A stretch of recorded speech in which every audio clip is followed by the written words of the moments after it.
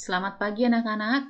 Ketemu lagi dengan Ibu Juli di sini dalam pelajaran tematik IPA kelas 5 suhu dan kalor. Ya, langsung ya. Sumber energi panas yaitu listrik, api, matahari, gesekan benda. Ya. Jadi kita singkat dengan G5. Ya, G5, G gesekan benda. Kalau dua benda bergesekan atau tanganmu kamu gesek dua-duanya, maka akan muncul panas ya. Terus L-nya listrik, L-nya M-nya matahari, A-nya api ya. Jadi boleh kamu susun dari gesekan benda dulu, listrik, matahari, api ya. Alat untuk mengubah sinar matahari menjadi energi listrik adalah panel surya atau sel surya. Ini dia panel surya ya. Nah, kalau mungkin kamu pernah melihat atau ini nih ada gambarnya ya. Berikutnya, pemuaian dan penyusutan benda terjadi karena adanya perubahan suhu. Pemuaian adalah perubahan suatu benda yang dapat bertambah panjang. Jadi kalau memuai itu berarti bertambah ya, bertambah panjangnya atau mungkin lebarnya atau luasnya atau volumenya karena menerima kalor atau panas ya. Kebalikannya adalah kalau tadi pemuaian bertambah panjang, lebar atau volumenya, sedangkan penyusutan adalah perubahan suatu benda yang menjadi berkurang. Jadi kebalikannya, berkurang atau menyusut panjangnya, lebarnya, luasnya atau volumenya karena apa? Melepas kalor. Kalau tadi pemuaian menerima kalor, menerima panas, ini karena melepas kalor. Ya, pemuaian atau penyusutan dapat terjadi pada benda logam, air, udara, disingkat LAU, lau. Ya. Oke, contoh pemuaian dan penyusutan pada benda yang terjadi karena perubahan suhu ya, dalam kehidupan sehari-hari. Contohnya pemasangan kaca jendela. Mengapa kaca jendela biasanya tidak dipasang terlalu ketat gitu ya? Karena pada waktu siang hari kacanya akan memuai bertambah ya, bertambah besar. Kalau nanti terlalu pas ya, maka dia bisa pecah. Lalu berikutnya ban sepeda, ban motor, ban mobil kalau dipompa itu tidak terlalu sampai apa ya namanya, sampai penuh gitu. Kenapa? Nanti bisa meledak saat dipanas di siang hari ya. Nah, jadi kalau pompa ban sepeda kamu harus perhatikan juga jangan sampai dia terlalu banyak dikasih angin. Lalu berikutnya kawat atau kabel listrik atau kabel telepon dipasang kendor. Kenapa dipasang kendor? Karena dengar, kalau ini tadi pada siang hari ya memuai, karena pada malam hari kawat atau kabel listrik itu menyusut gitu ya. Jadi harus pasang kendur agak lebih panjang. Jadi sehingga ketika dia menyusut dia nggak putus ya. Gitu. Berikutnya pemuaian pada gelas kaca. Nah, kalau misalnya kamu menuang air panas pada gelas kaca, kalau masih baru mendidih, langsung kamu tuang air panasnya, bisa pecah di gelas kacanya. Makanya biasanya kalau gelas kopi atau gelas teh itu bukan gelas kaca. Kalau kaca pun nggak boleh kaca yang tipis, tapi biasanya mug atau keramik. Ya, pemuaian pada sambungan rel kereta api itu sebabnya kereta api relnya dibuatnya ada jaraknya. Kenapa? Ada jaraknya dipasang longgar rel kereta api karena pada siang hari relnya itu memuai adalah bertambah panjang. Ya, oke, jadi dipasang dia ada jaraknya sedikit longgar. Lalu pembuatan termometer ya. Termometer kan kalau tubuh kita panas maka air raksanya naik ke atas gitu ya. Berikutnya termometer pertama kali ditemukan oleh Galileo Galilei. Betul. Termometer ini menggunakan yang pertama ya, air berwarna dan udara. Air berwarna plus udara sehingga disebut termoskop ya oleh Galileo Galilei. Nah, besaran untuk mengukur panas suatu benda adalah suhu atau temperatur. Satuannya kita udah belajar nih di matematika, Reaumur, Celsius, Fahrenheit, Kelvin. Dan ini simbol-simbolnya ya. Ada 3 jenis termometer. Yang pertama termometer digital, ya, termometer resistensi, termometer inframerah. Termometer digital jadi langsung ada angkanya nih kayak gini. Ya, mengukur suhu tubuh ya, langsung ada angkanya ya, digital. Sekarang termometer resistensi. Termometer resistensi ini adalah untuk mengukur panas pada kawat platina yang ini ya. bukan pada suhu tubuh ini, pada kawat platina. Nah, termometer inframerah ini kayak termogan, Dik. Nah, hanya diarahkan, dia pakai laser, langsung dapat angkanya nih. Ya. Oke, kalau ini masih mengukur suhu tubuh juga, gitu. Ini namanya termometer air raksa, Dik. Jadi dia mengalami pemuaian, Dik, di sini.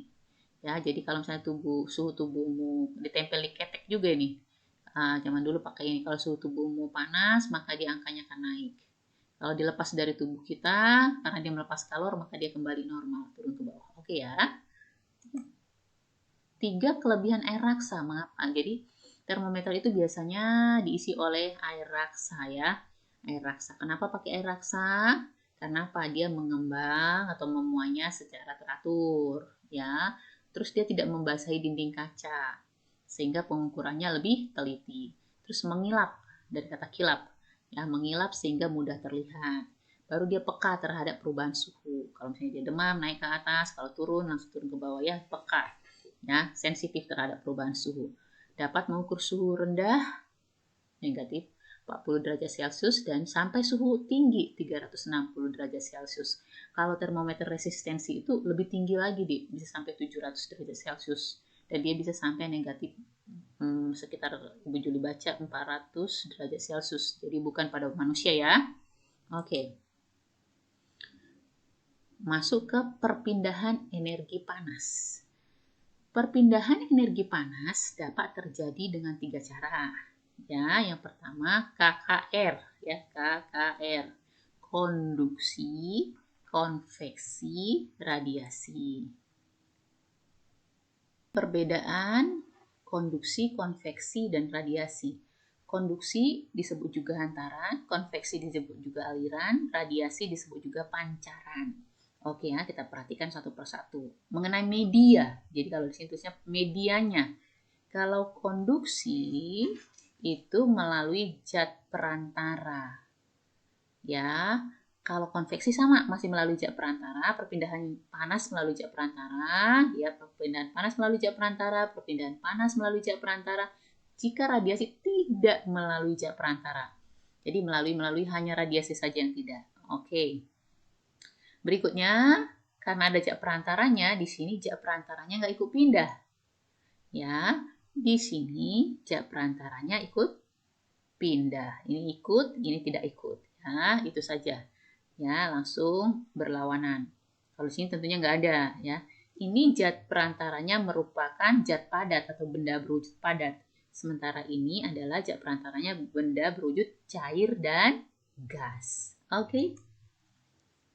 Konduksi artinya perpindahan panas. Selalu ada kata perpindahan panas, panas sama dengan kalor. Perpindahan panas atau kalor melalui zat perantara dan zat perantaranya tidak ikut pindah. Ya, contoh peristiwa perpindahan panas secara konduksi. Ya, saat merebus sayur, kamu perhatikan ke dapur, nanti kita akan praktekkan. Panas berpindah, ya, merebus sayur atau merebus apa sajalah. Panas berpindah atau menggoreng nasi, ya. Panas berpindah dari sendok ke tangan atau saat menyeduh, ini ya, kopi atau teh atau susu, panas pindah, ya, panas pindah ke sendok, dari air ke sendok, dari sendok ke tangan, ya. Jadi selalu ada ini benda padatnya, tangan di sini ya. Nah, ini sendok, ya. Jadi ada medianya adalah sendok, ini medianya adalah sendok, ya. Ya, perantaranya, zat perantaranya. Kalor akan berpindah dari benda yang bersuhu tinggi ke yang bersuhu rendah. Contoh peristiwa konduksi, ini nih, kalau kita seduh kopi ya. Nah, jadi panas dari kopi ini pindah ke sendok, dari sendok ke tangan. Jadi ini adalah zat padat. Berikutnya, panas dari apa ini namanya? Tempat untuk memasak kue ini ya pindah ke tangan. Oleh sebab itu pakai sarung tangan.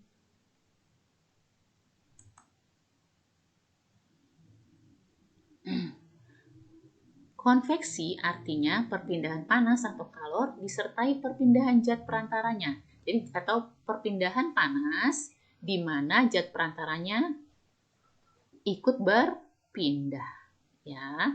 konveksi dapat terjadi tadi pada benda cair dan gas. Contoh peristiwa konveksi, yaitu pergerakan air mendidih. Ya, kalau air mendidih maka air yang di bagian dasar panci akan naik ke atas. Karena apa? Air yang di bagian dasar itu paling dekat dengan panas api ya, sehingga dia akan naik ke atas, gantian yang di atas ke bawah, karena panas berpindah dari suhu yang tinggi ke yang rendah.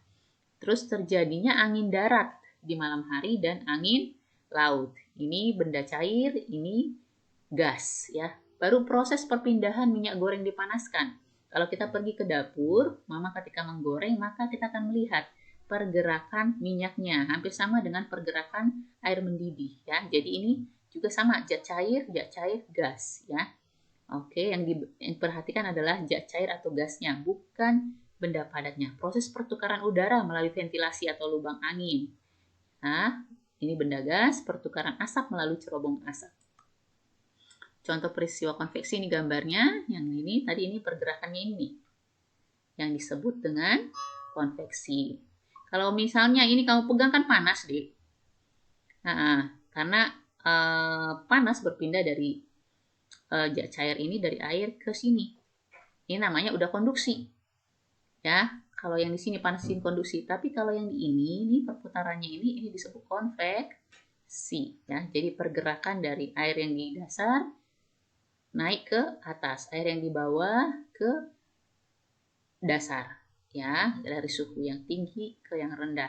Ini yang disebut konveksi, ya. Berikutnya adalah contoh konveksi yang lainnya. Tadi yang ini khusus untuk terjadinya peristiwa konveksi pada benda gas, ya, yaitu angin darat, angin dari darat, ya, ke laut, ya, terjadi pada malam hari. Oleh sebab itu nelayan berlayar ke laut karena perahunya akan didorong oleh angin yang dari darat. Lalu angin laut, angin yang bergerak dari laut ke darat. Jadi kalau angin laut duluan berarti angin laut, darat duluan, asal sumber pergerakannya berarti disebut angin darat ya. Nah, terjadi pada siang hari, nelayan pulang, didorong pulang kan sama anginnya, dibantu kan perahu layarnya. Nah, itu logikanya. Radiasi artinya proses perpindahan kalor yang tidak memerlukan zat perantara, ya. Ya, tidak perlu zat perantara ini mataharinya kan? Oke, ya, tidak perlu zat perantara. Panas matahari merambat ke bumi tanpa zat perantara ini nih. Merambat tanpa zat perantara. Oke. Nah, ya, di sini hanya ada atmosfer ya. Nah, makanya kalau atmosfer itu sampai menipis, ozon itu menipis, maka tambah panaslah bumi ya. Panas api unggun sampai ke tubuh tanpa zat perantara ini api unggun. Sampai ke tubuh kan, Dek? Atau panas dari kompor. Nah, sesekali kamu masak lah, temanin mama. Makanya mama itu kalau masak itu lama-lama wajahnya jadi nggak seputih dulu ya.